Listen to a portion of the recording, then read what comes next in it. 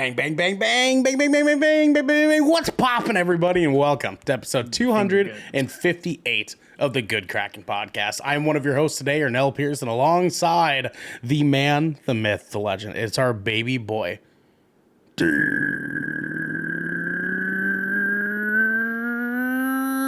Brooks. I thought you were gonna go for like He went for the anticlimactic route, like the reverse climax. No, I thought you were gonna go. I thought he was gonna go for the car angle. Like, Downshift. He could have. DJ, how are you doing on this fine Hit him with the Tuesday, my turbo. friend? Yeah, Dude, it was I'm a turbo. It fucking was a turbo. Broken turbo. Let it spool up. I'm doing good, dude. I'm freaking trying to get through this school week. I got so many like group projects I'm working on simultaneously. Like after this, you got a lot of group projects I this gotta year. do a fucking essay, huh? You got a lot of group projects this year, I feel like. 3. Yeah, Jesus, dude. man. That's fucking 3. a lot. That's a lot of And they last annoying the people to have to whole deal term. Yeah. with. Fuck that, man. Fuck that, man. Like, I'm sorry. Okay, so like the two. So one I'm doing research in, right? I'm doing research for local restaurants here where I live. Just doing surveys, basically like, hey, take the survey. Great. Wow, great study. And just distributing that link everywhere. The next one, and like analyzing data. The other yeah. one, I'm in like a group of 8 or 7, and we're doing like a hypothetical like campaign pitch and like goals and shit. Okay. To like a restaurant, a local restaurant here. Like we're gonna pitch them. So you, like, hypothetically, You make pitch them like a press hey, kit we for can. him. I mean, like, Yeah, here you like go. we can increase like your brand awareness and shit like that, you know. Sure. And we're gonna present that as such, hypothetically. But then this next one is we actually have to work for a organization that doesn't have a lot of PR, and we become their PR team, like in real life, and we have to cover events and pitch to media, handle social media and shit like that. That sounds pretty and rad.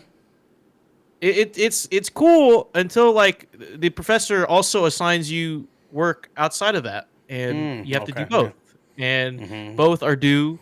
You have to write a news release for the company that you're working for, and then you also have to write a speech newsletter for class, and then it's great because that class is supposed to be the beginner class. What class is this? Is this PR training? Because it sounds like PR. Training. It's supposed to be. It's a 300 level course. So like it's not even supposed to be hard. Yeah, but right. even it's being. I now have to be a PR professional. So yeah, it's fucking I have for free, to do that. man. For free, you know what I mean? Like actually, for free. I don't get paid, dude. Man. And I only have 2 other group mates. So Yeah, like it's a lot of shit fell onto me, and I'm like, dude, I don't even like I can't even get down to basics of formatting yet, and you're putting me into this position. Well, that's nuts too, because like the band worked with a PR team for our last like single release, and our PR agent, love you, dog, love you, was so fucking busy all the time with our shit. Like, Yeah, it's a busy job. It like could have fucking imagined like, and you're handling like one. He was handling like fucking 5, and I was like, because you have to like I literally we had a guest speaker who is a director of communications, and she was like, yeah, a typical day is there is no typical day. In PR, like much. I gotta check emails, I gotta check the news, see what I got to check the search engine to see if anyone's searching our company's name anywhere, and then I have to build rapport and connections with journalists if I want to get a news story about our company out. I also have to write a press release, write fact sheets, do any crisis management. Are you handling any sort of like marketing stuff as well? Like, are you like looking at analytics or anything like that? Or no, not in this one, not in this group, but I will have to start making like a media kit, which Yeah. I gotta get all the shit and branding down before the event that is literally happening right after Thanksgiving. So, Black Friday is I gonna be busy. won't. I won't necessarily have a big of a break because I also have to be working on shit on this shit. So, Would have thought, man. Good old college. Well, DJ, and I have to take finals, dude. And there's like some finals exams and other shit. Yeah, and, yeah. DJ, terrible, I'm man. sorry that you're getting your money's worth. But it's Dude, I'm currently in debt now, dude. I was going for technically for free, but or paid for, but now I'm in debt. Like I got actually. those loans, those grants the ain't loans cutting now, anymore. so, Yeah, no, I know You know what I how that mean? feels, I can't say I graduated debt free. I can't. Yeah, unfortunately not, man. Well, here's I had the a chance, but it got squandered. here's the hoping that your career path pays for it in a Dude, hopefully, timely man. manner. Hopefully, man. I'll tell you what, it took me a little while. Dude, I gotta be in debt while adulting. It sucks. That's fucking great. Well, the man who was also maybe in debt, it is our Definitely wonderful Crimson Chin himself. There's no doubt that he's the not in Snack debt. King, Garrick Bartholomew Eaton. And Garrick, how are you on this fine Tuesday? In debt.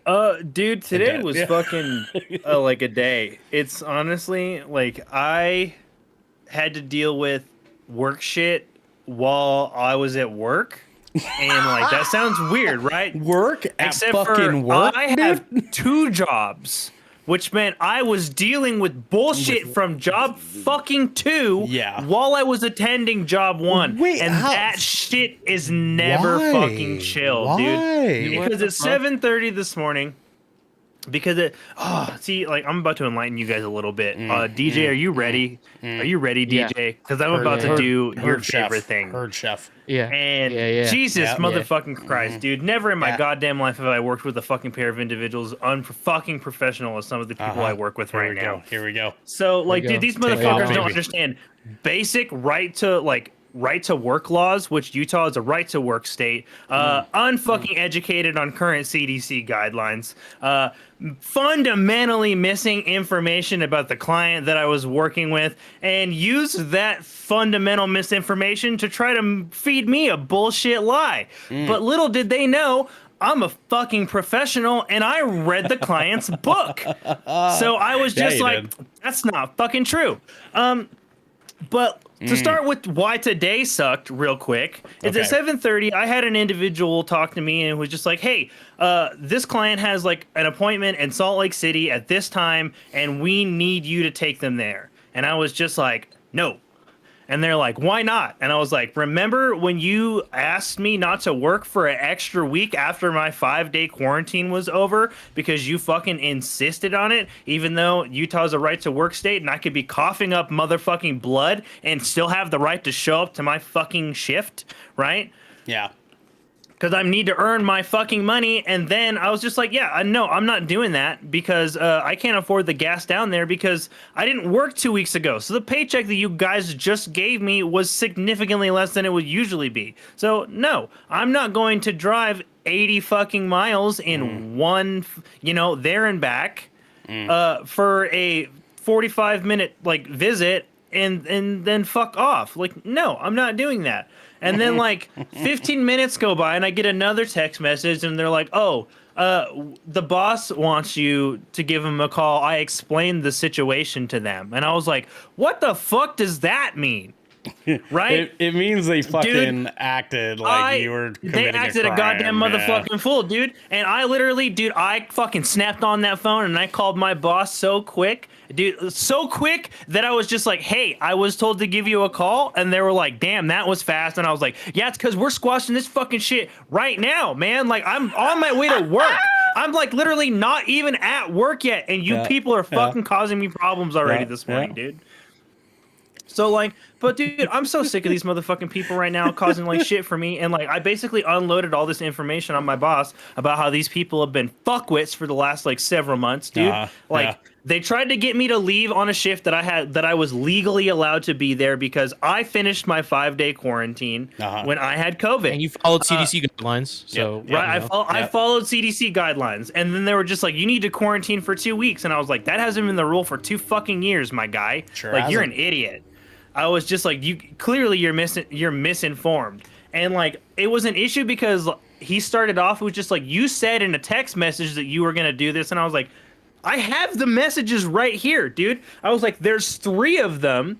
I didn't even use the words "to" and "weak" separately or in fucking conjunction with one another in any of these fucking messages. Are you inept, bro? Like, what the fuck? They are. Yeah. They said they saw COVID and they're like, man, this guy's out. Yeah, They're like, this guy. And I was just like, what the fuck, dude? And so I showed up for a shift, like, after my quarantine was over. I was there for 2 hours of the 2.5-hour shift. It's a very short shift. I'm there providing, like, extra services for a client. This should have been a non-issue. 2 hours into the 2.5-hour shift, this motherfucker gets home. The other person who also lives there has been there the whole time and not spoken a word to me. This motherfucker comes up to me holding a goddamn thing of Clorox wipes and is literally sanitizing everything around me and goes, "What all in the house have you touched?" That's how he starts the conversation. So, like, dude, I'm on the floor. I'm literally sitting crisscross applesauce, and this dude's standing in the doorway, and I go, I fucking know you did not just you're not conversing with me. Like, this is not happening right now, right? Like, you gotta be out of your mind. Like, you did not just come at me that way about this shit. Yeah. And I was just like, so to be an asshole, I was just like, all the doorknobs. Every single dude, one. That was my immediate house, fucking actually. response. All the doorknobs in the house, and he was just like, anything else? And I'm like, I don't know, man. I don't remember. I've been here for 2 fucking hours. Like, I've been doing shit. Sounds like you gotta clean the whole place, man. Don't know what to tell you. And then proceeds to start feeding me like this bullshit ass lie, and then he's just like, hey, he was just like, yeah. He's like, you can't be here though, man. He's like, because so and so is high risk, and I'm like, no, they're not. And they're like, yes, they are. And I go, no, they're not. Like, I read their book, like their file. Like, what makes you think that this individual is high risk? And they're like, I swear to God, their actual fucking answer was, well, the obvious reasons. And I go, what were the obvious reasons? What were the obvious reasons? I go, there is no fucking actual way right now that you guys are telling me you associate the fact that this individual has an intellectual disability with the fact that they have high risk. There is zero basis in science of that shit. No, they did not. Dude, they absolutely did. They were just like, well, obviously, they were just like, well, obviously, bro, like, look at them. And I was just like, "Are you nuh-uh?" They didn't say like, look at him. You guys say look at him. They literally said, "Well, the obvious reasons." That was exactly their answer. Well, the obvious reasons. And I was just like, "What obvious reasons, man?" Like, I read their book. Like, intellectual disability does not equal immune deficient. Like, what? Like, completely separate things, dude. She's actually a quite healthy motherfucker. Like, it's like insane. It's like someone looking at me and be like, he's crazy. High risk, and they're like, why? And they're like, how did he's overweight. And you're like, nuh-uh. Like, you're like, nuh-uh. What the fuck? Like, that wasn't your real answer. Yeah, man. Like, dude, like, look at Ernell, dude. He's a diabetic, dude. Look at him. Clearly. Exactly, man. That's essentially. Like, that's essentially what they said. And I was just like, and I was just like, what the fuck, dude? And like, I told my boss that, and they're like, she was just like, oh, and I'm like, yeah, like, you see why this might be a problem?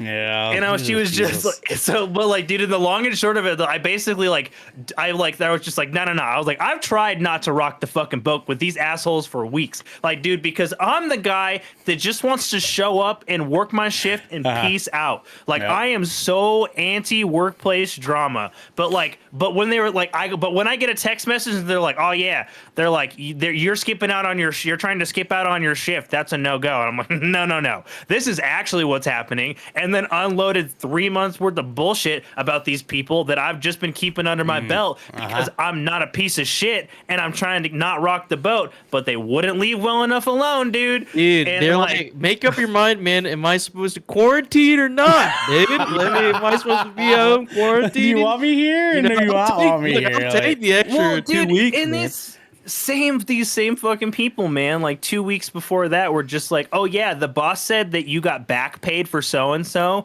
like we want this money that we paid you in cash for the previous month's work back. And I was just like, no, you gave me the money. I'm like, you're literally not in charge of me. Like, I can't. These people are not my supervisors. They're colleagues. And I was like, first off, I was like, this is sus immediately, right? Because like both times that like these confrontations had started, the girl that lives at the house has not said anything. 2 hours into my 2.5 hour shift. But that motherfucking boyfriend of hers gets home at 5:30 and starts some shit with me, dude. And I'm like, why are you doing this? Why are you doing this shirtless with me every time? Like, do you want to fuck, bro? What's up? He does. Yeah. Well, unfortunately, I'm so tired of these people. That's okay, Garrick, because today we're not talking about fucking boyfriends. Today we're talking the man who can't write a happy ending. Rip and tear, caca of doo-doo, and much, much more, because that's the high risk. That's the high risk one right there.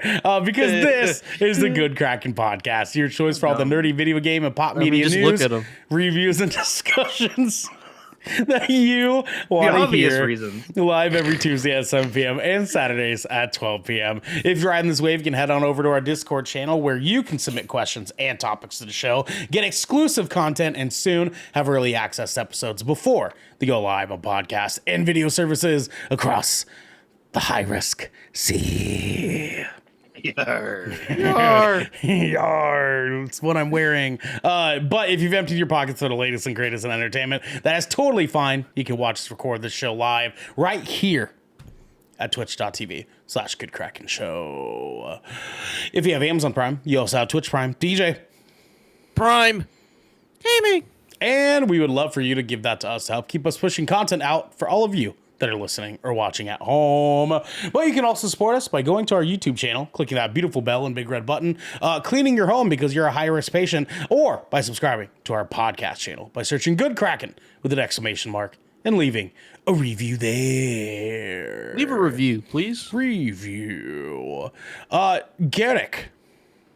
Well, We have some high-risk captain's orders, my friend. Guys, our latest episode of the Good Kraken podcast, the Marvel's Predictions episode, is out now on YouTube and your podcast service of choice. Me and Devin got into the nitty-gritty of what Devin likes to do most. That is to be skeptical. Very crap. Be skeptical. Just likes to wear that tinfoil hat at all fucking times. And it was a good time. We both kind of went back and forth on like 3 major predictions that we think that we will be hit with in the Marvels. And we got a chance to talk about those.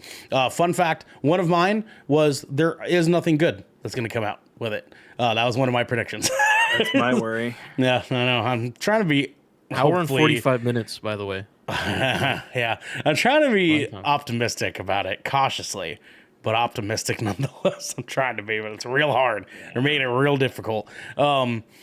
Anyways, we have that, but also, guys, please join us on December 7th at 4:30 Pacific time, PM, not AM, PM, for the 2023 Game Awards, baby. That's right. December 7th. We are fucking doing it. Every year, we do our live reactions for that, for the entire showcase. You can come in, hang out with us.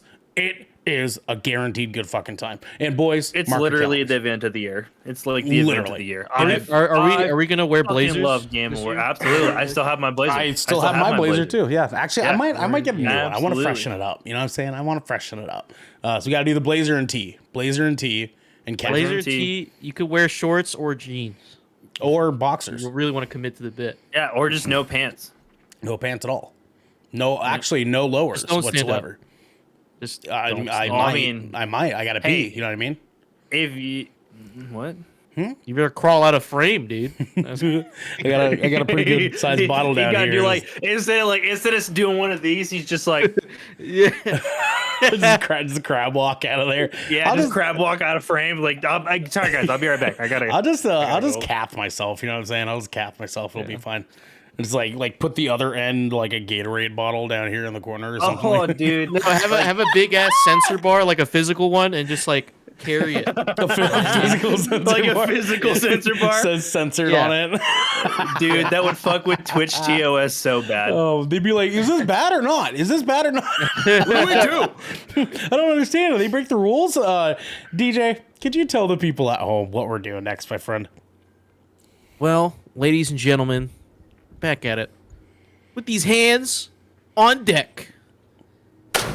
These hands specifically. My hands. Yeah, these hands. My hands. These hands.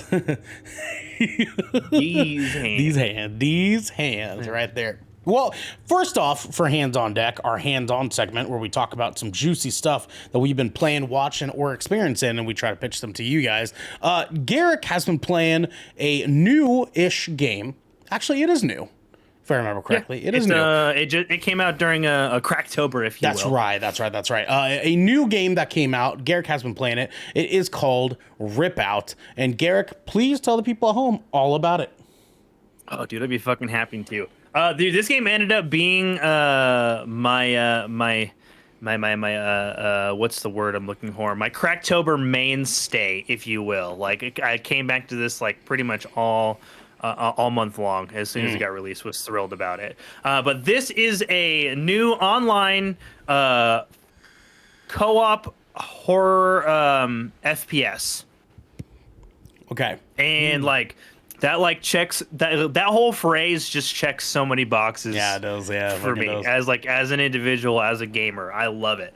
But basically, I'll tell you a little bit about the setting of the game real quick. But it's like it takes place in the 2080s, and they give you like 30 years of lore, like like a quick little snippet from like the 2050s to the 2080s. And basically, the humans were at war with themselves as humans do, but then an alien race known as the Spiral appears, and humanity unites for the betterment of the economy, as they say it, to fight the alien menace.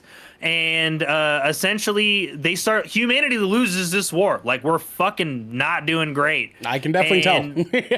Yeah, we're not doing awesome. And as a result, what they end up doing is they create something called the sentient cell, or the cell. Okay. And they use it to they used it in this war against the spirals to keep soldiers in battle longer. So basically, like, they would take wounded soldiers and replace them with body parts with the sentient cell, and this sentient cell also has the ability to graft itself not only to the human body, to organics, but also to technology. So they would augment these soldiers with like biotech and etc. Well, as you might expect, the cell was it continued to mutate, and it continued to mutate to the point where it took over bioorganics of the human and the enemy aliens, the Spiral alike, and just started waging war on everything. And basically, humanity lost the war altogether in its entirety, and they were screwed by the 2080s. So to escape the disaster they had essentially created for themselves, they loaded up all of humanity onto starships and shot them off into space and for an unknown sanctuary away from the Spiral and the threat of the cell that humanity created for itself. Fast forward a little bit, and you awake from cryostasis as one of the last sentient weapon soldiers. Okay. And you are called a sentient weapon soldier because your primary method of combat is your handy-dandy pet gun. I saw that. Which you can pet, as a matter of fact. He scratches his little disgusting chin. Hell fucking yeah. Okay. Yeah, and so basically you're like you awaken with no orders, humanity's fucked, and you're trying to figure out what happened to these starships, if they made it to the sanctuary, and what was the fate of mankind. Okay. And you Okay. do that by exploring derelict spaceships of different shapes and sizes while combating the threat of the cell, which has mutated itself onto these derelict ships, and you've got plenty of enemy types, which is what really makes this game shine, in my opinion.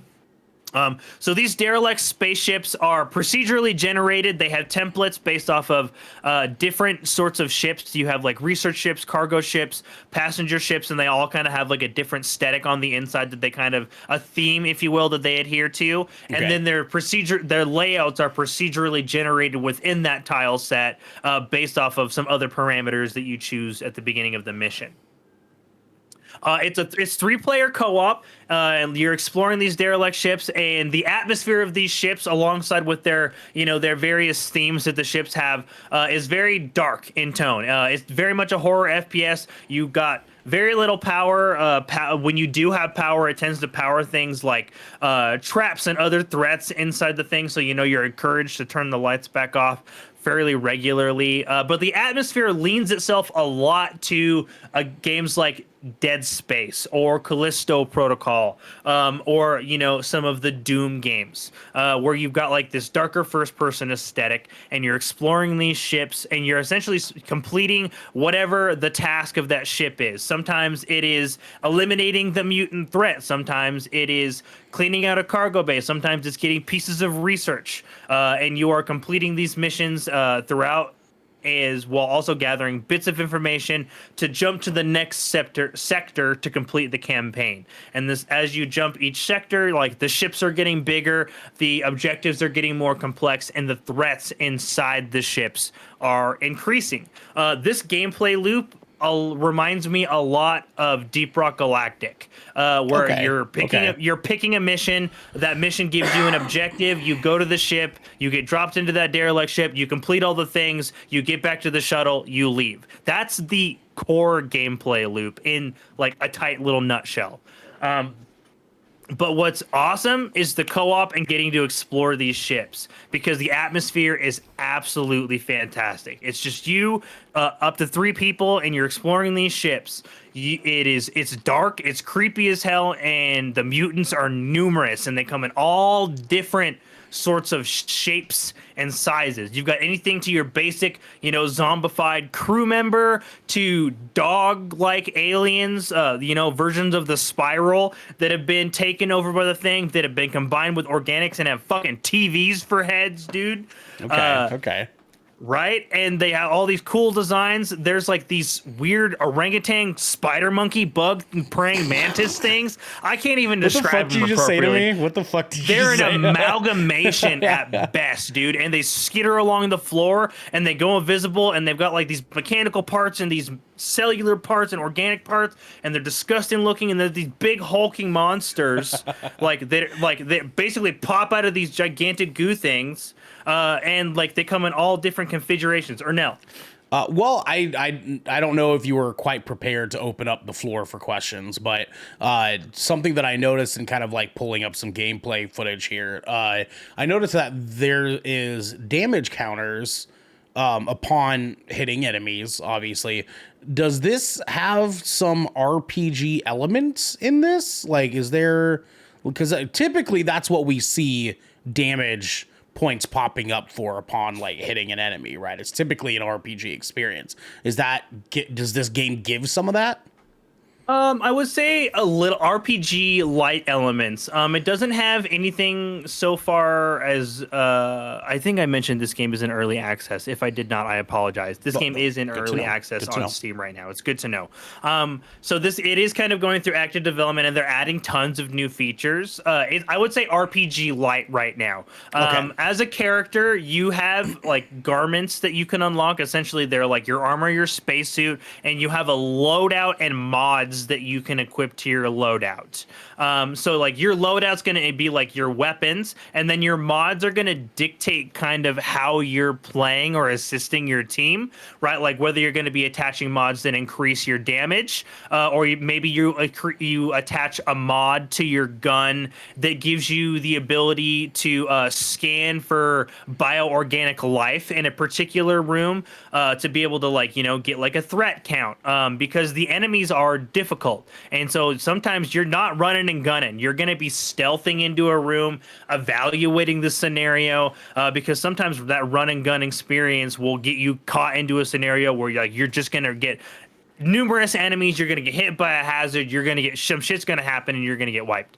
Or, you know, you'll have the ability to attach a mod that gives your pet gun the ability to scan for tech, which will, you know, increase your guys' loot gain throughout the mission because you'll find more crates. Or, you know, increases your ability to maintain your ammo and resources. Or, you know, even some things like giving your character the ability to heal your teammates to make your run smoother, etc. Okay. So it does have things to kind of personalize your individual play style to enhance that gameplay experience where you're on the ship, while also providing synergistic options for the co-op experience. Awesome. Okay, good to know. Yeah, so it's pretty light right now, but they are adding more, and it seems like there's like 6 or 7, like I think there's 8 different suits, you know, like 10 different sidearms, like 8 different primary weapons, and then like, you know, a slew of mods. Like there's more mods than anything else because that's what, you know, lets you freshen up your gameplay style. So that's really great, because you are going to, like, especially from the co-op perspective, you kind of want to diversify, like, who's doing what to be able to make it through the run, because I've been playing through this game quite a bit with Morbid Curiosity, our friend Geo, and, dude, we've absolutely, like, gotten a little over gung-ho and just fucking failed a mission because we didn't plan for the threat appropriately in the room. Now, you may be asking, this is a fairly, like, this isn't like the most, you know, original concept, right? Like, what keeps the gameplay fresh? What keeps you coming back? Sure. So aside from like the aesthetic of the game and the fact that it's got like, it reminds me a lot of like Deep Rock Galactic, Dead Space, and other games, and like those other sorts of games, like Doom, but with a co-op thing to it. It also, the enemy types also can, like, they can reconfigure themselves, like physically reconfigure themselves. Meaning? So while you're in the levels, you can scan for biotech, or you can find biotech, and they're essentially like endemic life that exists inside these derelict ships alongside the mutants, but they don't necessarily attack you. But what you can do is sick your pet gun on them, and it will grab it and then put it on your body, and it will fuse that piece of biotech to your character. That's pretty rad. And now you've got like a secondary weapon that you can use, and this biotech will be anything from a personal shield, a rocket launcher, the ability to web up enemies, poison gas clouds, being the ability to create black holes, like all sorts of crazy shit. And like, that's like your secondary thing. But you can do that because you are equipped with a sentient cell. These derelict ships are overrun with this stuff. Mutants included. So those mutants can also pick up and attach that biotech to themselves. Okay. And that is probably one of the coolest things, because if they get too injured, especially some of the bigger, tougher enemies, they will try to retreat and re-equip themselves with different biotech to defeat you. Okay. That sounds like a pretty cool additive, because I see the gameplay of this, and it gives, like you were saying, a sort of Doom with Deep Rock Galactic, I also see some S of like Remnant as far as like the sort of teamwork aspect of this and some of like the gameplay flow. Yeah, in the 3-player co-op. Yep. Right. So it's cool that I'm hearing sort of a like newish mechanic to kind of like come along with that to kind of like spice things up a little bit. You know what I mean? Mm-hmm. Yeah, and honestly, that's been one of like the coolest things because it's made each encounter really fresh. And like as we've progressed through each sector, they're introducing like newer and like diverse enemy types. So we've like the crew members will be like spacemen with suits that are armored and stuff. There are individuals that have like they essentially look like gigantic spore creatures that like shoot projectiles at you and will like they'll like fake their death. So like you'll shoot it and it will like disintegrate. But what it really did was just try to psych you out and will teleport behind you and try to like continue killing you. So like the enemies have like these tricks and things that they'll do to try to like keep the player on your toes. And all while you're in like you have to be aware at all times because it will do like some alien isolation stuff where like a grate will open up in the ceiling and literally motherfuckers are popping out of the walls at you. Okay. And so like it keeps you really, and so like the atmosphere is really tense. And like you'll walk into a room and you'll be like, you're trying to scavenge some crates for gear to finish an objective, and there's like this pile of bio goo to your left, and literally it will just fucking come to life, and an 8-foot monster climbs out of it and is now trying to swiggity swoogity eat your booty. I do like that. I do like that a lot. Honestly, it's been a really, really great game to play. It's been something I've been keeping an eye on. It's an indie game, which, I'm always willing to give those a chance. This also will be coming to console in early 2024, which I think is going to be great. I really want to see how it does on there. And this game for early access is really well optimized. I've been playing this game on my PC. And I'm not having stress about it. We know how that is. Yeah. I've been able to launch this game and have a great time immediately with very little playing with very little settings. And it's been awesome. This has been one of the freshest, coolest, most original co-op experiences I've had in a long time. It scratches like a great itch. The game's like a 7.5 teetering, like ready to be an 8 at any moment when it gets just like a little bit further in its development and has a little bit more features. Okay, I like it, dude. I fucking like it. We have time probably for one quick question. DJ, did you have anything for Garrick? Nah, man. I was talking to Garrick like earlier. He was telling me all about this game, like when him and Xander first came upon it, dude. Mm-hmm. And I really want to try to play this game, dude. It looks sick. It looks so sick, dude. It does. You absolutely. I think it comes in at a great price point, even for early access. It's $25. And for like the replayability that the game offers and the atmosphere of the game and the co-op experience that it offers, I think it's absolutely worth that price point. Like I am actively trying to, it's a very small game right now, so I'm actively trying to get people to play. So I have people to play co-op with. Sure. So like I'm really trying to pitch people on this game because I think. DJ. I really want some people to play. So DJ, I absolutely think you should grab the game for like the co-op experience, and I'll dive into that with you right away. Man, DJ, sure, you gotta hop on that baby boy. You know what I'm saying? I like you, dude. Okay, well, Garrick, thank you for your filling on it. Thorough as always, my good sir. I'm definitely interested in this. I'll probably have to wait until console release, but I am interested. It looks cool. This game is one of those ones. It's one of those games, like in one of those indie games for me, that like the moment it launches on console, I'm gonna spend another $25 and not even fucking think about it. Oh yeah, absolutely, dude. I was like, yep, nope, worth. It's good. It's good when we run into an indie game that's willing to do that for us. I like it. Yep. All right, man. Well, so I have been spending some time with a game that I've been very excited about for quite a long little itty bitty here. Guys, I have gotten a chance to run credits on the wonderful Alan Wake 2. Gents. Whole shit. Okay, so I ain't gotta put it on my fantasy critic list, man. Yeah, no, I know. I gotta get you some points here. So, because you're never gonna play this. Here's the dealio. Okay, so for anyone that has not played Alan Wake 1, Alan Wake 1 was a game from back in 2010. Old, wonderful Xbox 360 days, right?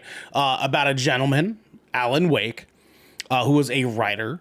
That is in Bright Falls, Washington, a fictional city based in the game, based in Washington, in real life. And he falls into some situation in which the stories that he is the author for are coming to life because of some being called the Dark Presence is creating reality. It's warping reality with his fictional stories. At the end of Alan Wake 1, and I'm sorry, spoilers, it's been fucking 13 years. Fucking figure it out, okay? The end of Alan Wake 1, Alan sacrifices himself by staying in what he calls the Dark Place, which is this alternate reality that exists underneath a lake in Bright Falls, Washington, called Cauldron Lake. He sacrificed himself by staying stuck in the Dark Place in order to keep the Dark Presence from being able to warp reality in the real world any further. Alan Wake goes missing. Nobody knows what happened to him until we get some information in a DLC for Alan Wake 1 called American Nightmare. We get a little bit of information about a character called Scratch, which is the Dark Presence in Alan Wake, taking Alan Wake's form, physical form, and causing chaos in the real world. That's just a DLC thing that happened. And then that led years later into the critically acclaimed game Control. And you guys have probably heard of Control, I'm sure.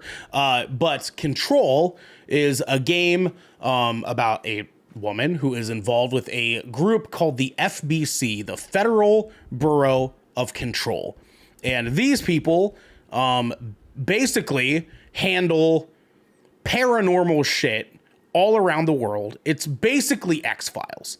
They are the X-Files people of the world, where they handle paranormal shit, hyper-realistic shit, things that don't make sense in the real world.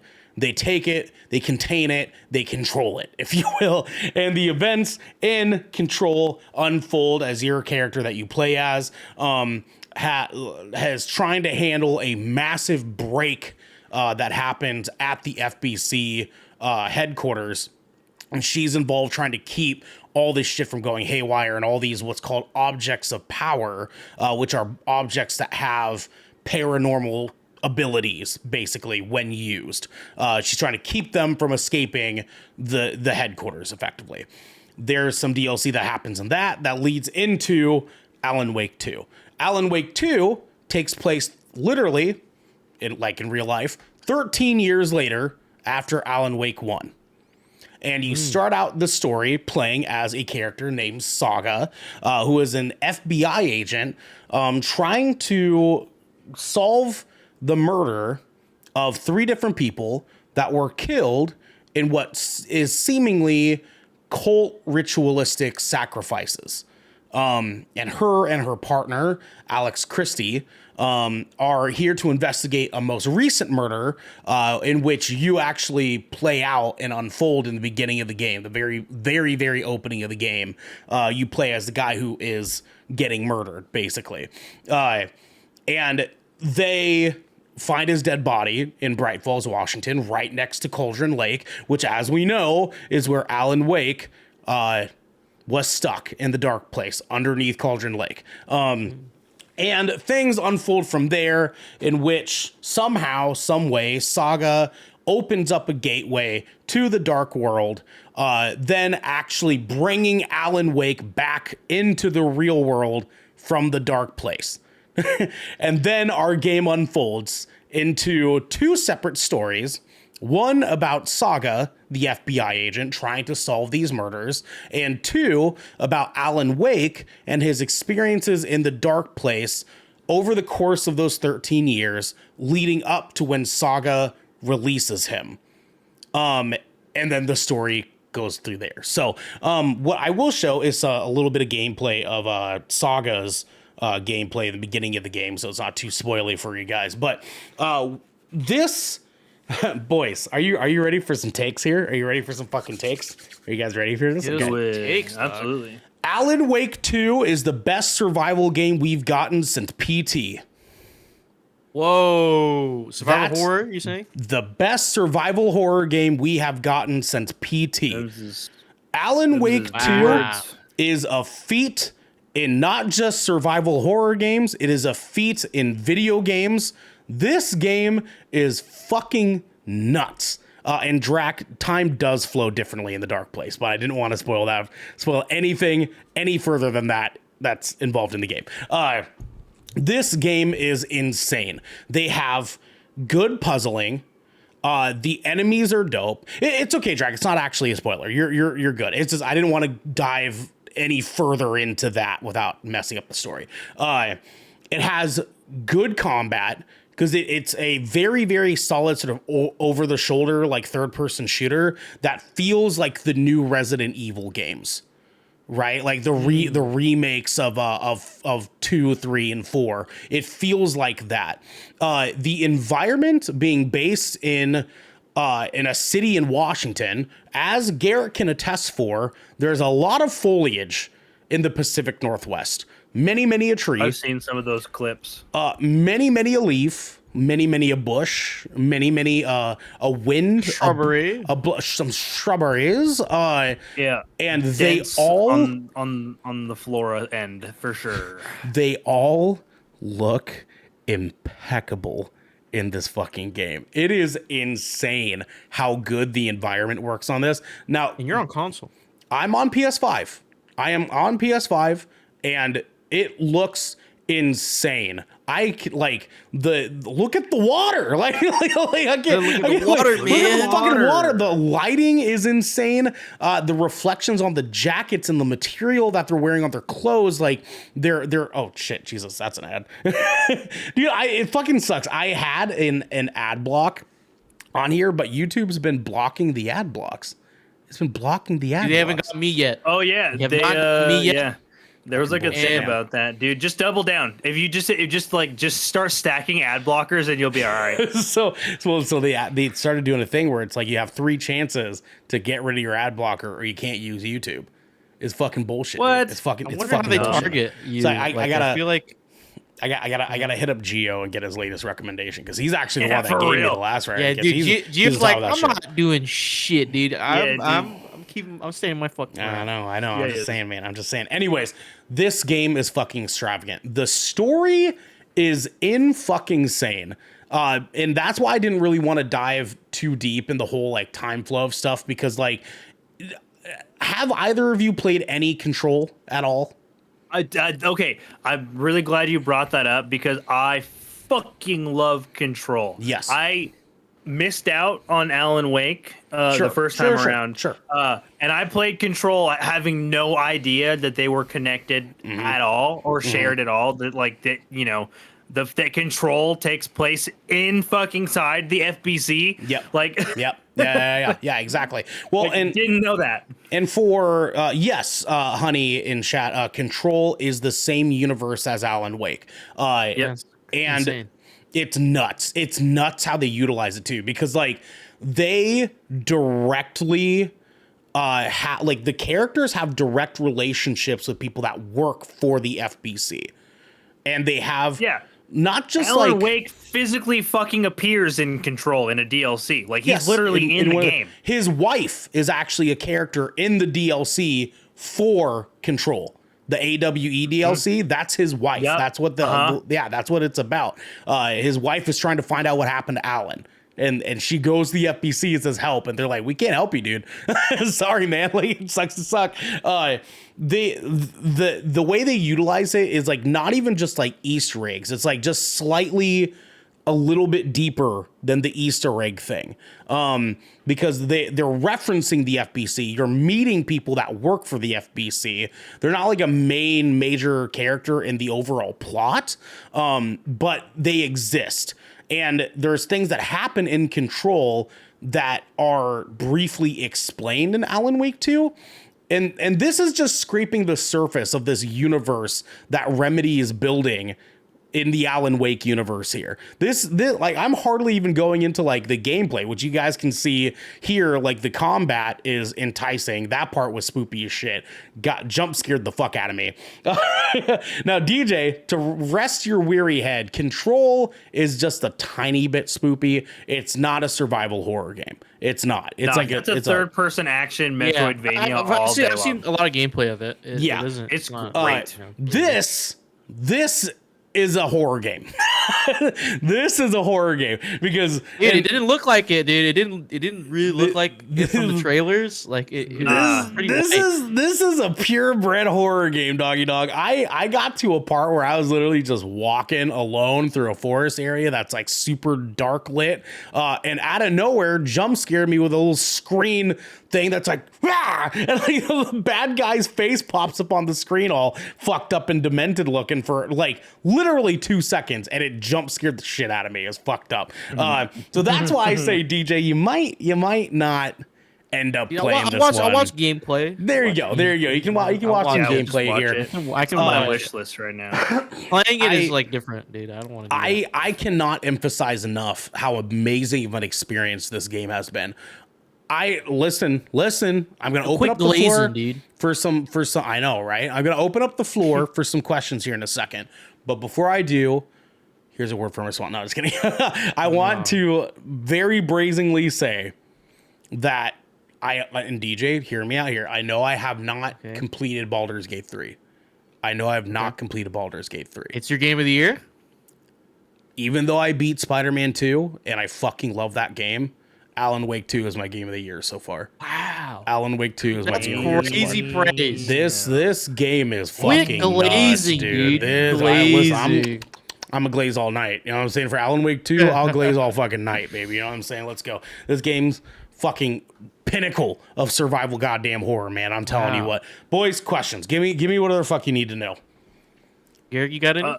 Yeah, dude, right out of the gate. So like obviously, like how would you say like so like obviously this is a survival horror game, but you are not defenseless as an individual. Correct. So how does like how do they balance like the threat to your character versus like your ability to act in combat? Sure. If that makes sense. They balance it out really well. So there is between Saga, the two playable characters are Saga and Alan. They both have different enemies that they are fighting. So Saga is fighting a group of people called the Taken, and they are people that have been effectively touched by the dark place. They've been Cool.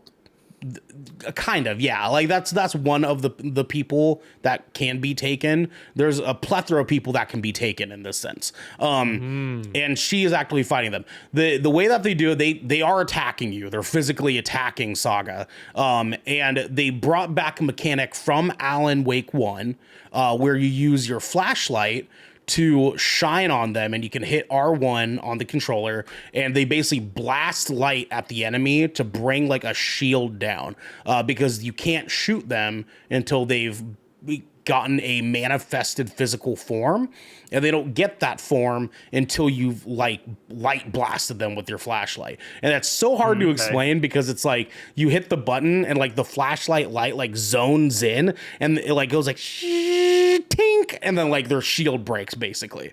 And then you can open fire on these fuckers, right? Like it's basically like that. Alan is fighting a group of people called the Shadow People, basically, and they are just shadowy figures that like you can tell where they are based on your like hearing, like the sound design.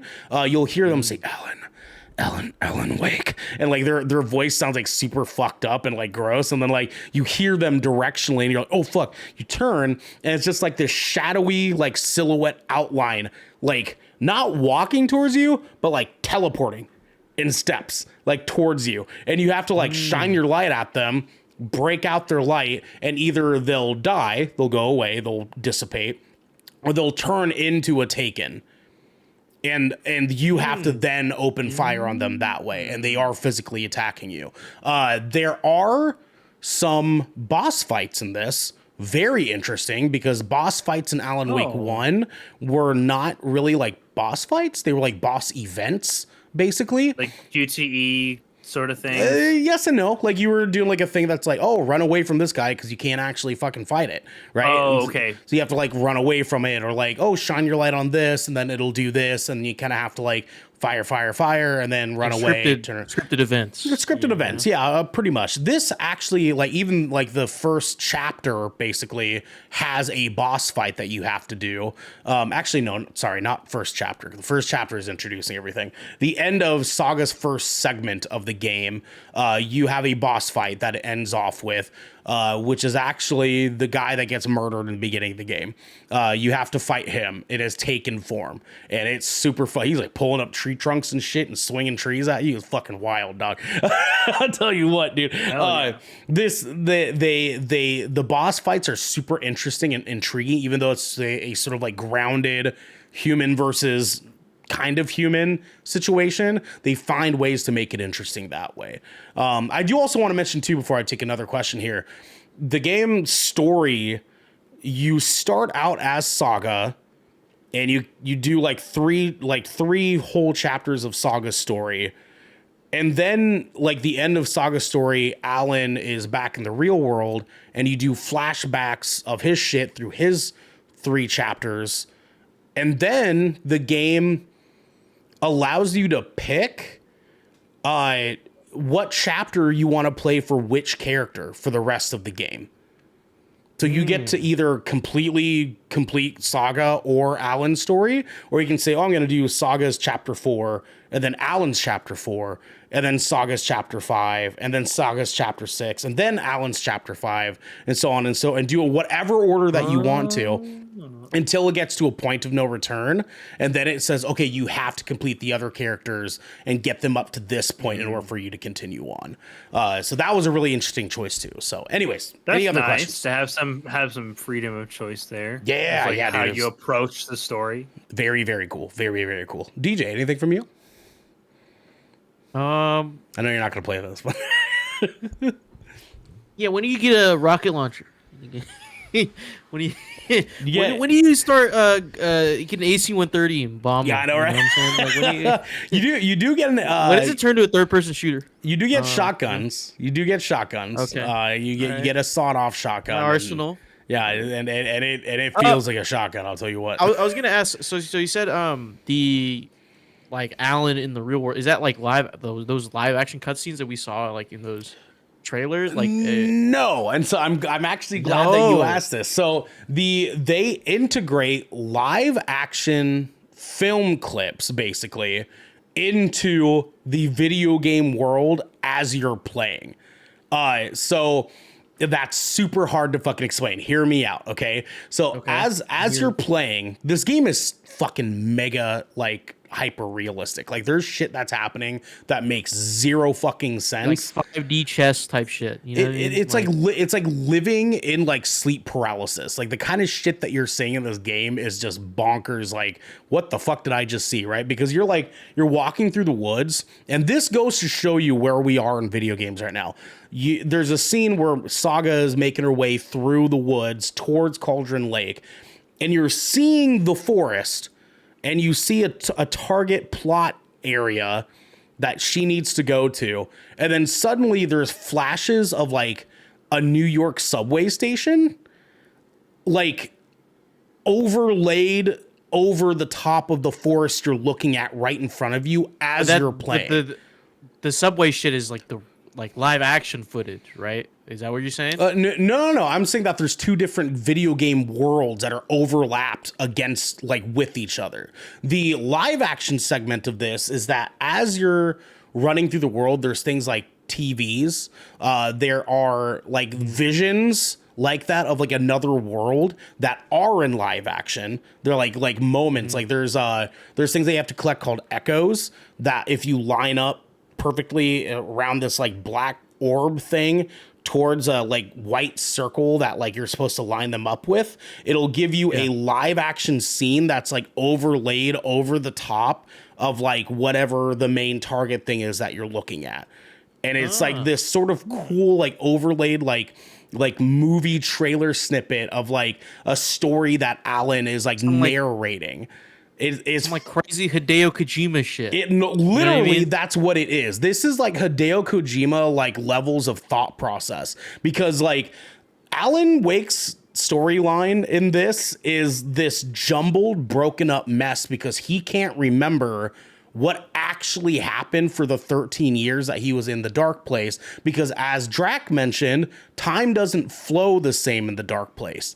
So he was living out the dark place version of New York City, trying to find a way out for 13 years in what feels like 6 days. Does that make sense? Because you're playing through his chapters of his story that are accumulated over the course of those 13 years, but it's only like 10 chapters. And like 3 of them are in current time. So it's like there's like it's this super fucking jumbled mess that you're trying to like put pieces together and shit. And it's super fucking Hideo Kojima, because he's trying to explain to Saga, this is what I experienced, and none of it makes any fucking sense, dog. And dude, Garrick, yes. I have one last question. Sure. Just kind of related to specifically Alan's gameplay. Yes. Because I won't say it just because I think it might actually be a spoiler, because you didn't mention it. I know it, but you didn't mention it, so I'm going to leave it alone. About what Saga is or isn't as a person. Yeah, that is a spoiler. That is a spoiler. Okay, yes. I'll leave that alone then. Sure. So, from a mechanics standpoint, do you as the player get to use Alan's writing manipulation? Yes. Yes. Yes. And it's fucking cool. So the last mechanic I'll tell you guys about, because this shit's dope as fuck. All right, hear me out here.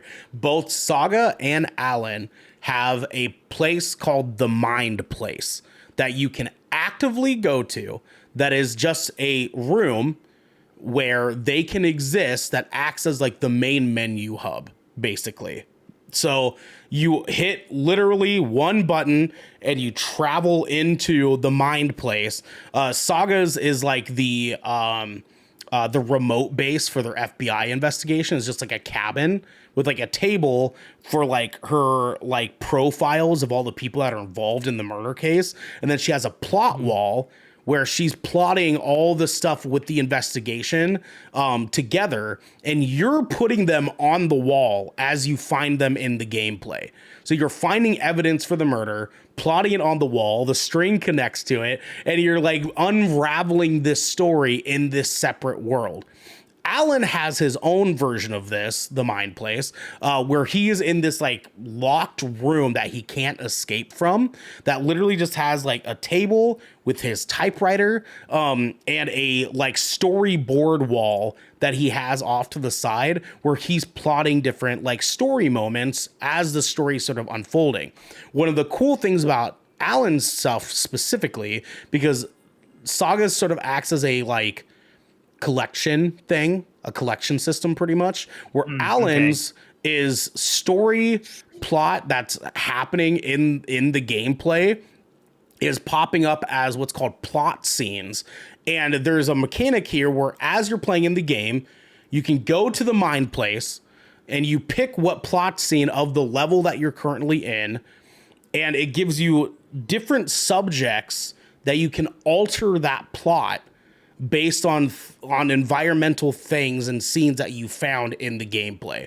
So for example, right, one of the things that I did in the beginning of the game, there's a subway station, the Caldera subway station, they have to go through with Alan, where you find a subway train that's like wrecked. It's like wrecked at the end of the tunnel, and you can't get through this area unless you change the plot of what happened to this train.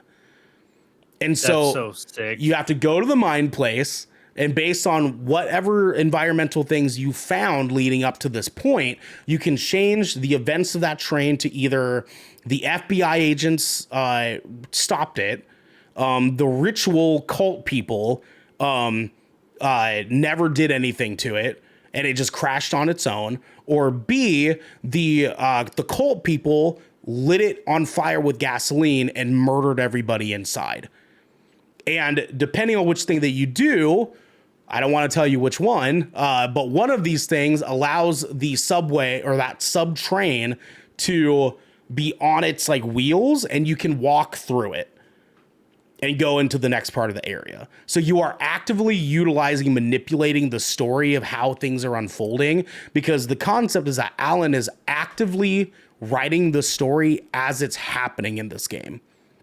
Where in Alan Wake 1, he wrote the story already, and the Dark Presence is like making that story come to life. He is actively in the dark place, writing this story and changing the course of what's happening while you're playing it. That's insane. I'm telling you, dudes. I'm fucking telling you, boys. This game sounds cerebral as fuck. Game is cerebral as fuck, man. And that is why Alan Wake is getting a 10 out of fucking 10 from me, baby. Let's go. 10 out of 10. Game of God the year. damn, baby. This is Bro, it, it's man. only Your nominee. $50. It's not even It's a not fucking even a full full price $70 game, dude. It's a $50 game, bro. Like, $50 games. they Bring it fucking back. went in on this shit, dog. I'm telling y'all. Play Alan Wake 2. Wild. Remedy is literally saying, well, let's fuck up the game market again. I'm just saying, man. And here's the beauty of this too, and this is the last thing I'll say because we need to move on. You do not need to play Control to understand what's happening in this game.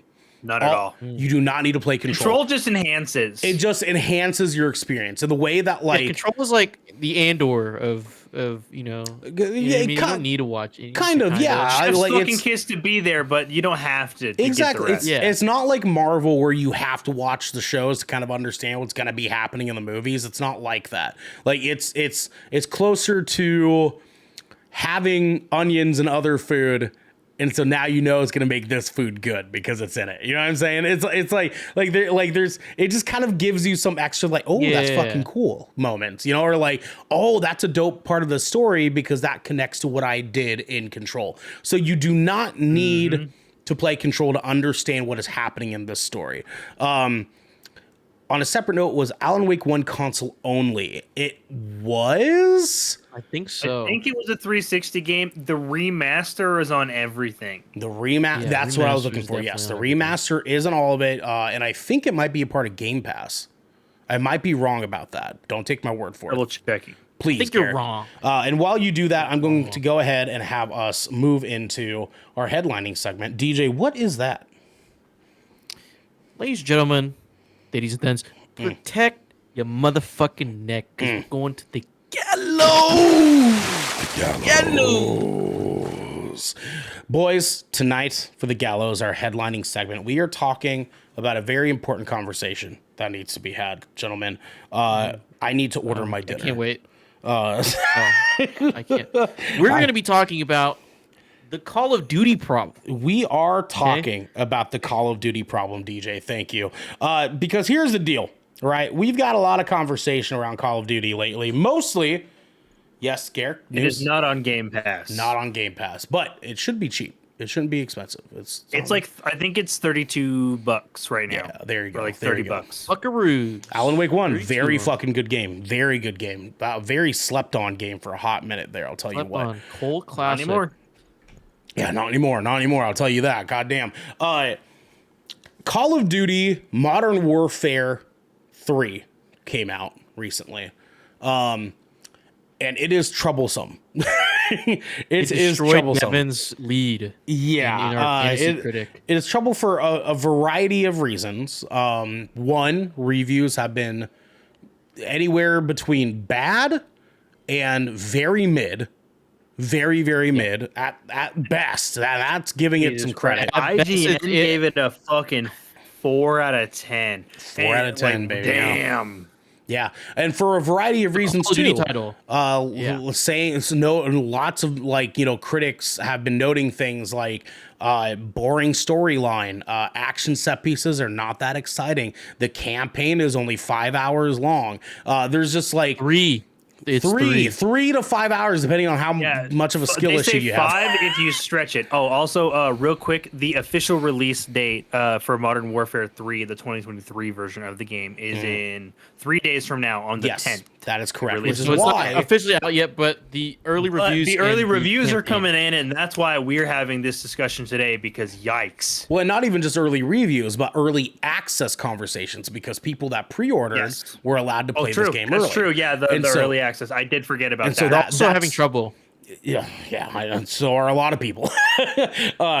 There's a lot of conversation around this topic right now because Modern Warfare 3 is a beloved franchise, specifically within the Call of Duty franchise. And people being very concerned because this game came out just a year after Modern Warfare 2. Barely. Insane fucking decision on their part, and we'll dive into it here.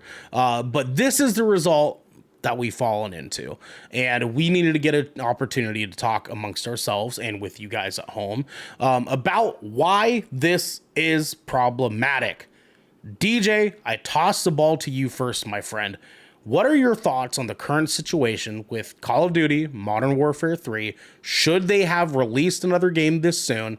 And what do you think their game plan is moving forward from this?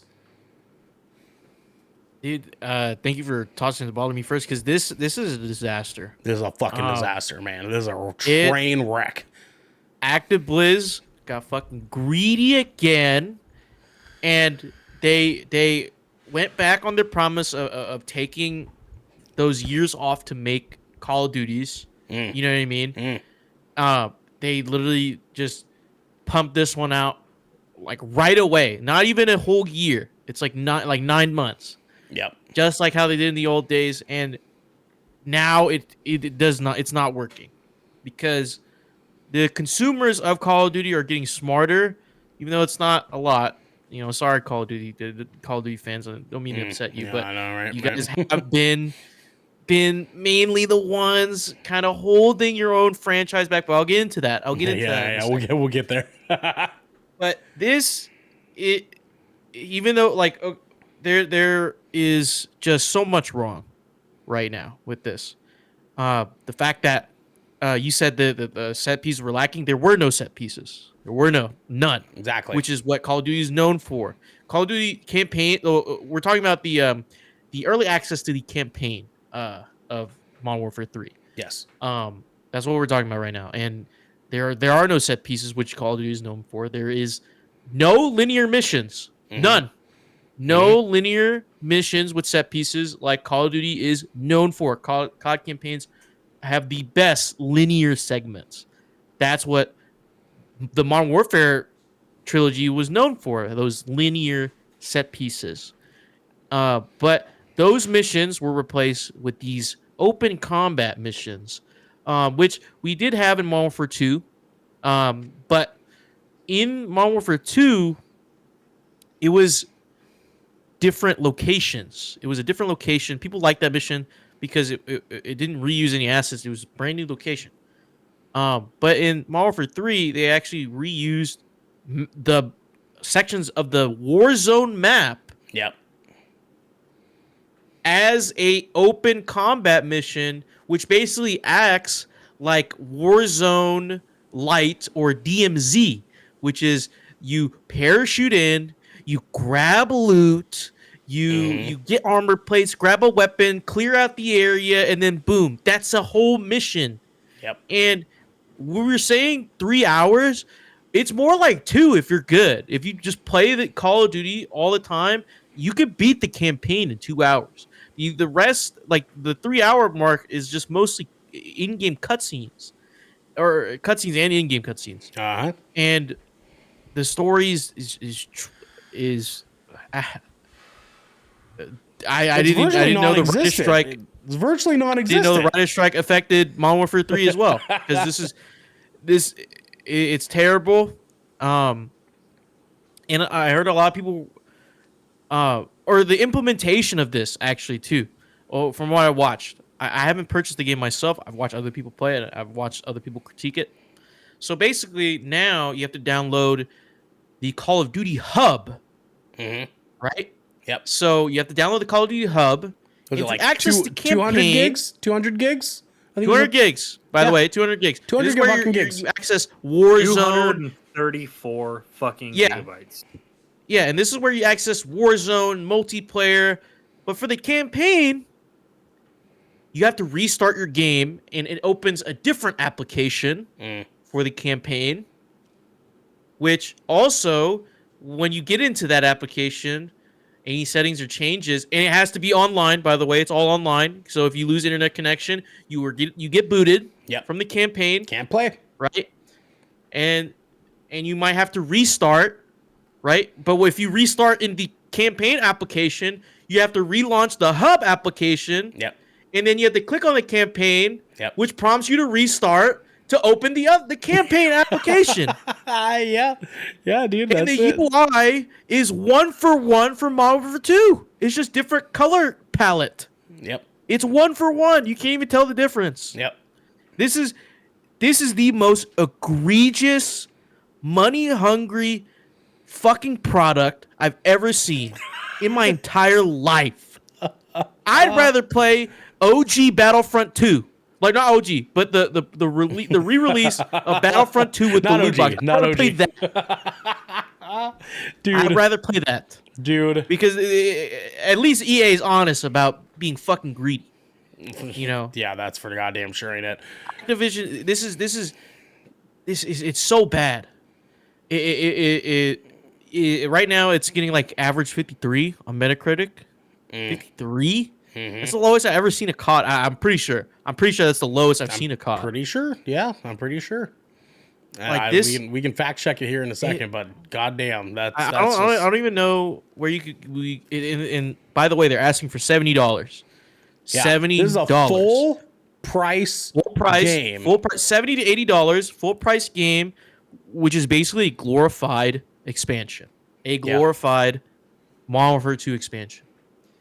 And it genuinely upsets me. Even though I wasn't going to buy it in the first place, it still upsets me that people who were looking forward to it, who were excited, who bought the game, Devin, that have to deal with this bullshit.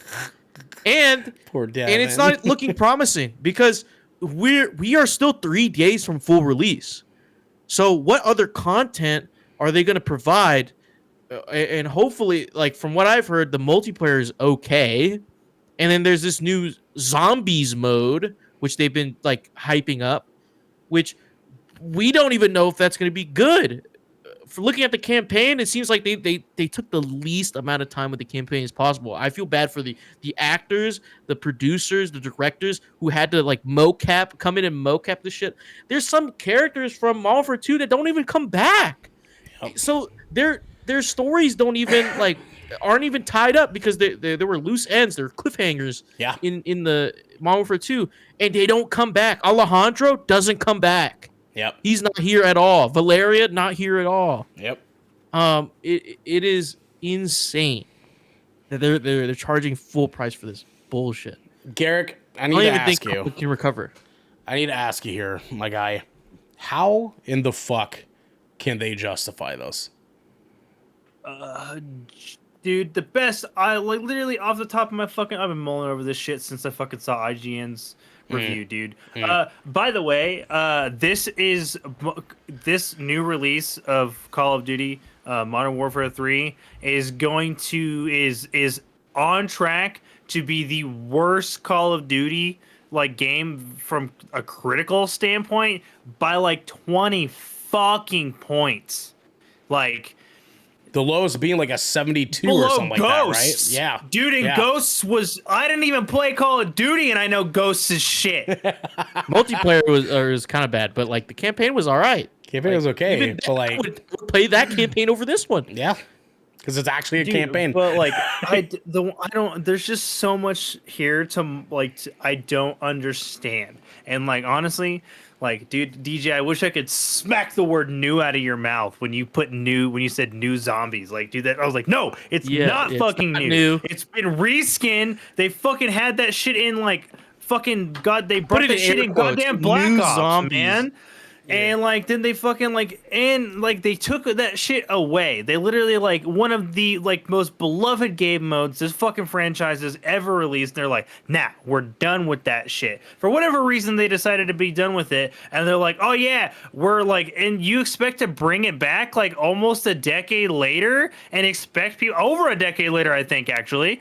And I think and you expect people to be thrilled at that, like, and like they're as a justifiable selling point for your fucking polished turd that you're selling. Yeah. Like the audacity that a developer has to fucking have.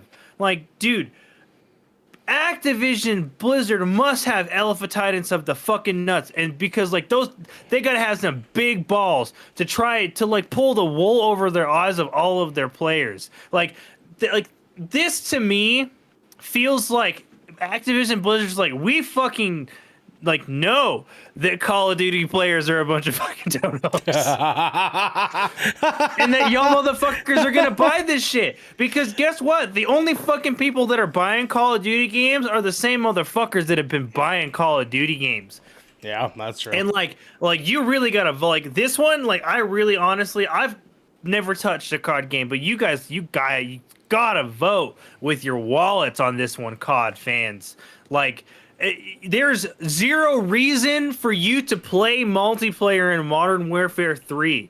There's zero. You should just be playing Modern Warfare 2 because it's the same fucking thing. Yeah. It's the same fucking thing. Like, what are they gonna try to sell you on? New, like, improved weapon feel? That's a fucking cop-out.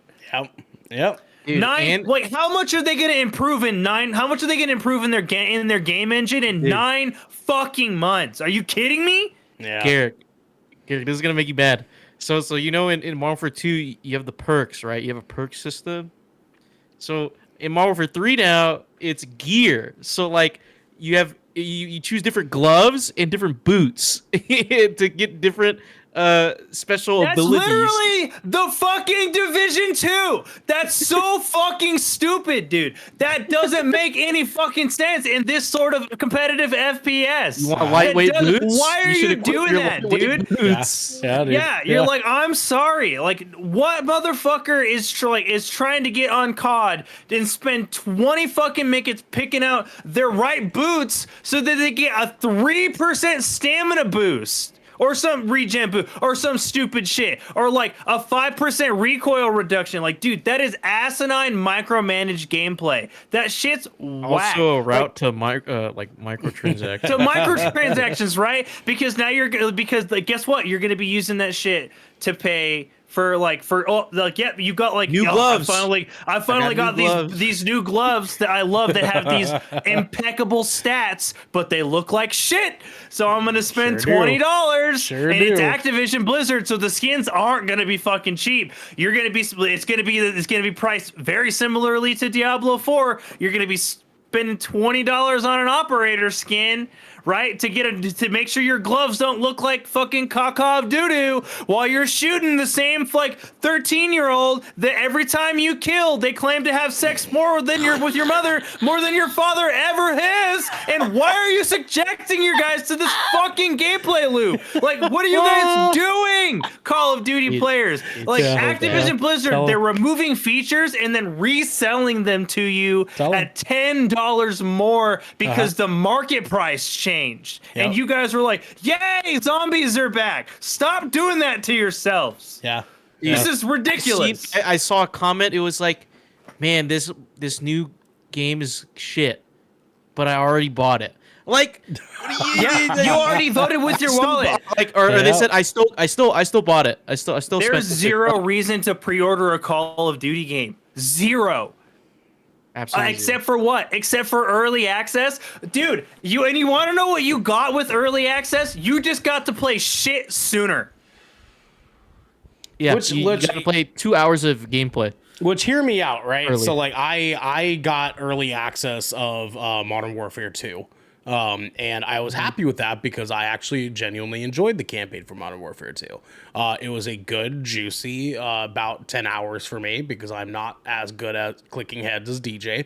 Dude, I've heard that people stretch that to like with the DLC like campaign additives that like that's like a pretty healthy like if you're like are getting into it, it's like a 12 to 14 hour campaign. Yeah, dude, yeah. that is quadruple the gameplay length. Yeah. Now here's the deal: is that even that I have a bit of a hard time justifying $70 for, right? And you guys have heard me talk about it many a time. Yeah. I don't play Call of Duty multiplayer. That's not my shit. Like I'll jump in for a little bit for the first couple of weeks because it's fun to play with friends. We're all hyped about a new game. Like that's super fucking fun. But 10 hours of gameplay for $70 is real hard for me to justify. 2 hours, 3 hours even, 5 hours for $70 is the most bullshit thing I have ever heard of in the games industry before. And like I wanted to say, like, we're not just shitting on the game because it's short. Like, there are short campaigns. Like Titanfall 2, for example, is actually a 4-hour campaign. Yes. But yeah, 4 to 5 hours. If you sucks. It's 5 hours of back-to-back gameplay. Yes. Like Call of Duty's good gameplay, great gameplay. Yes. Great 5 hours straight. I take that any day. Okay? But this is 2 hours of gameplay with about an hour's worth of cutscenes sparsed in between gameplay, which in the gameplay being of DMZ and Warzone, like you're actually spent grabbing a vehicle or running to the next objective. So you're not actually playing the game. You're not fighting as many enemies. And also I heard, like, I know you said, like, you don't click heads as much as I do, but I still like I heard people who like just are not like the biggest multiplayer guys. They're playing through they're finishing this in 3 to 4 hours. It's actually just insane. Right. How easy the campaign is through this mode. It's a Spec Ops mission. It's just a bunch of Spec Ops missions, and actually not a bunch. Like the raid missions that we did, but like less. Yes. Like less of that. And half as cool. Yeah. At least with the raid missions, those are actually linear. And mostly. dope, and they were fucking dope cool. They were cool as shit. It's hard for like me as someone that like genuinely enjoys Call of Duty campaigns. And if you guys remember, I actually kept myself from playing Call of Duty at all because I promised myself I would only play Call of Duty after Modern Warfare 3, the original Modern Warfare 3, until they either remade Modern Warfare or did a continuation of that story. So I didn't play any campaign of Black Ops, Infinite Warfare, none of them. Fucking none of them. But the Modern Warfare campaigns are the ones that I live and fucking die for when it comes to Call of Duty. This is bullshit. This is fucking stupid, big, stinky, donkey dog shit, okay? Like, this is dumb. I can't believe... straight boo-boo caca, dog. Like, straight up, dude. I cannot believe that Bobby Kotick, in his final decisions as CEO of ActiBliz, said, hey, we're getting sold to Microsoft. This isn't my fucking problem anymore. So I'm going to rattle the cage one last fucking time. One last fucking time. Fuck Bobby Kotick. Fuck Bobby Kotick in the ass for everything he's fucking done to ActiBliz and has allowed to fucking happen at ActiBliz. That's a whole other fucking podcast episode. And the fact that we're in this world where we said another Call of Duty is coming out next year from the same studio that did the last Call of Duty. It's the same franchise run. That seems a little fishy. And it was just as fucking fishy as we all knew it was going to be. Yeah, we were all sus about it, but we're like, okay, cool, maybe maybe they've been working it for a minute, right? Like the Lord of the Rings movies came out back to back, you know, like cool, like maybe that's gonna be fucking tight. No. Somehow they took the fucking Spec Ops missions from Modern Warfare 2, made a fucking campaign with it for 5 fucking hours, 4 levels of Spec Ops missions, and then called it Modern Warfare 3. They gave it the continuation of the story of Modern Warfare 2, and it has minimal to do with the story, if anything at all. The story? Because it's actually just no, I can't. We can't justify that. Dude, we can't do it. We can't. Dude, I know. The most. Okay. I'm not gonna say that, but like the most climactic thing was in a post-credit scene of the campaign. The biggest scene with the biggest cutscene with the biggest weight to the story was in a post-credit scene. Not even in the actual campaign. Not even in the... We had Makarov coming back, and this is what they fucking gave us. And also, apparently, he's speaking Russian in the game, but apparently a lot of Russian speakers are saying that it's really... You can't understand him because it sounds like an American... Of course it does. Russian. Of fucking course because it probably is. Probably is. More than likely. Garrick, your hand was up. Dude, I was just thinking about, like, do you think that Xbox is, like, scrambling right now? Because, like, the moment that this shit, like, that, like, the merger, like, that, like, the acquisition went through, I don't know about you, but I, like many other motherfuckers, turned my Xbox on, and it was just like, buy Call of Duty 3, Modern Warfare 3.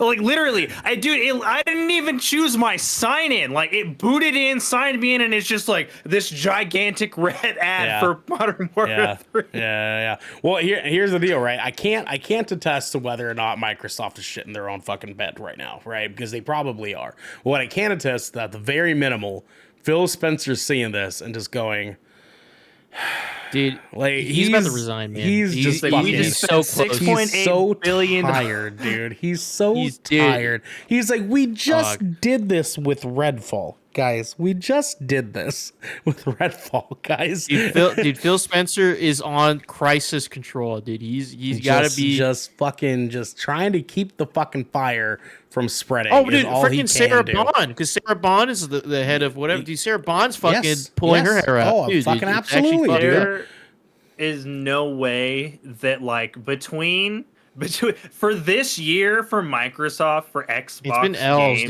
dude. Actually, dude, so many. There's no way that they don't pivot to like an immediately more hands-on approach starting the next fiscal year. Like, they have to. They literally spent too much fucking money. If not already, right?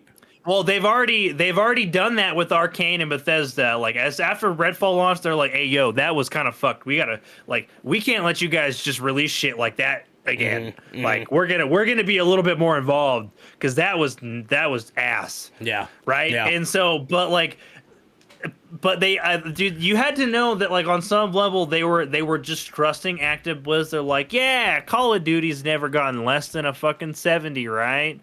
Like, everything's gonna be just fine. Like, 7 out of 10 still an objectively good game. Right. No.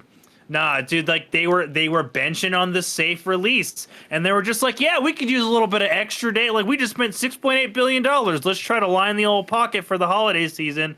Fuck. Dude. Yeah. It's worse than Vanguard, dude. I can say that. Like, the fact that that's a true statement. It's worse than Call of Duty Vanguard. That gives me the chills, man. It gives me I shudder. It's just like being able to say that and it would be true. It just takes the hair off your chest. You know what I mean? It's like, dude, I thought we could never be so low than Vanguard. We can go lower than Vanguard. In the year, but somehow it is possible. In the year of our Lord 2023, in which we have some phenomenal first-person shooter games with phenomenal stories, phenomenal action set pieces, phenomenal plot beats.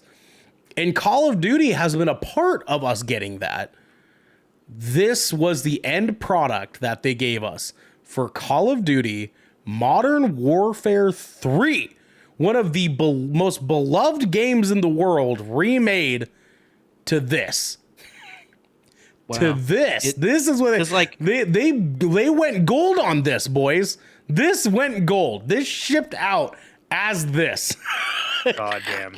Dude, because like they rebooted the Modern Warfare series, right? They took 3 years and they're like, boom, we got Modern Warfare 2. Dude. We took 3 years for you guys because we know we want to give you a great product.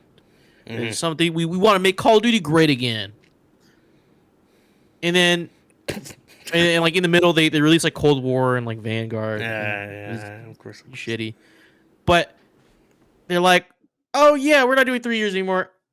9 months, we got a new one for you. We got another one. There you go, guys. It's right here. We had it cooking. We had it on the back burner for a little bit, but now we can at least hope you like Warzone. Hope you like Warzone, guys. Dude, who let them cook? Who let them cook, man? Clark. Who let them fucking cook? Clark let them cook, unfortunately. Well, guys, burnt the house down. As Garrick said, please, God, fucking vote with your wallets this weekend, because this is. Listen, I can't believe I'm telling you this. Your money might be better spent watching the Marvels this weekend.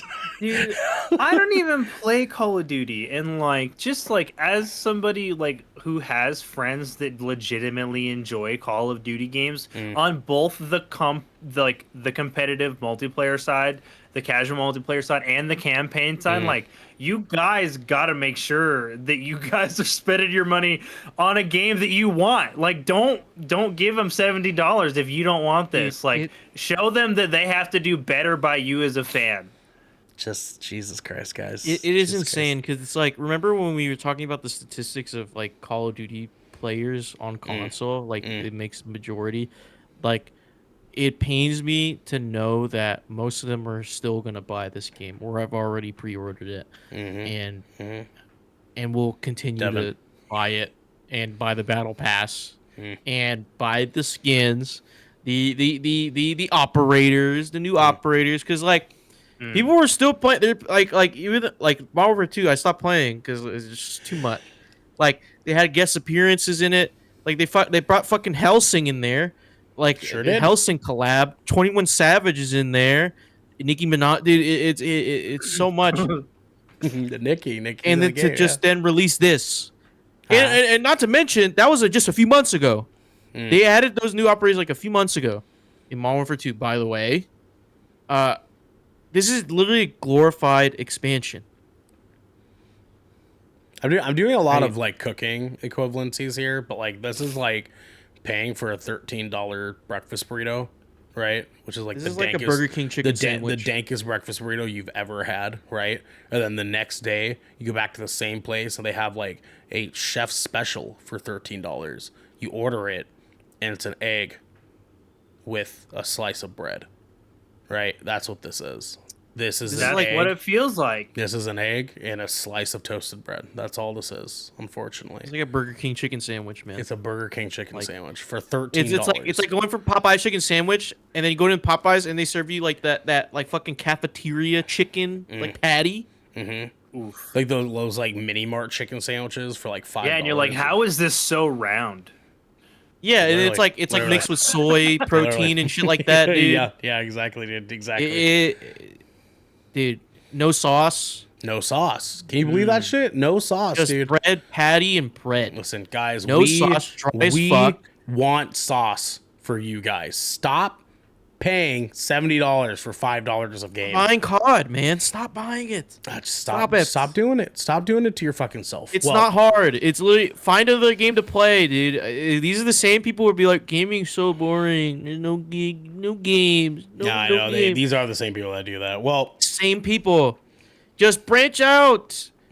Try a different genre. You might like it. You might. Don't play this game, but what you can do is stick around with us for the rest of this week because we have our schedule for for this week here. Thursday, we have another episode of the Shipwreck Show.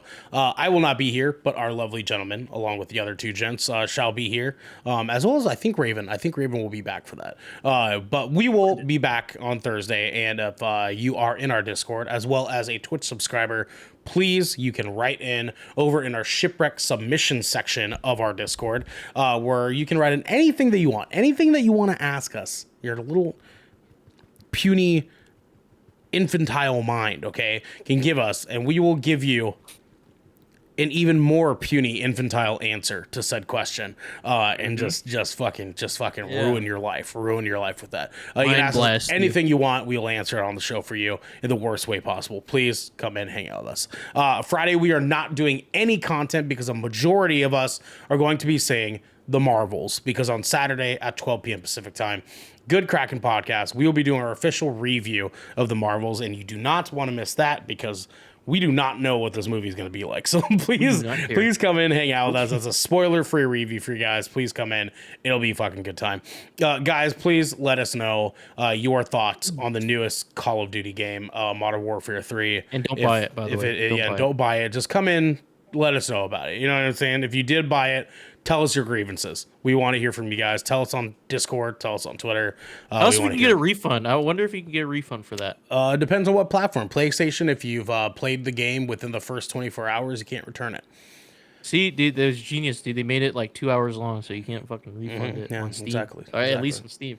No, I know, unfortunately. This has been the Good Kraken podcast, your choice for all the nerdy video game and pop media news, reviews, and discussions that you wanted to hear, live every Tuesday at 7 p.m. and Saturdays at 12 p.m. right here at twitch.tv/GoodKrakenShow. If you enjoyed the show, you can head on over to our Discord channel where you can submit questions and topics to the show, get exclusive content, and soon have early access to episodes before they go live on podcasts and video services across the digital sea. You can also support us by going to our YouTube channel, clicking that beautiful bell and big red button, or by subscribing to our podcast channel by searching Good Kraken with an exclamation mark and leaving a review there. Review. We have to get going, everybody. But until next time, my friends, don't buy Call of Duty Modern Warfare 3. We deserve Titanfall 3. Titanfall 3, baby. Sacrifice Modern Warfare 3 for Titanfall 3, baby. We need that, baby. Alan Wake 2 is game of the year. Bye, guys. You mother.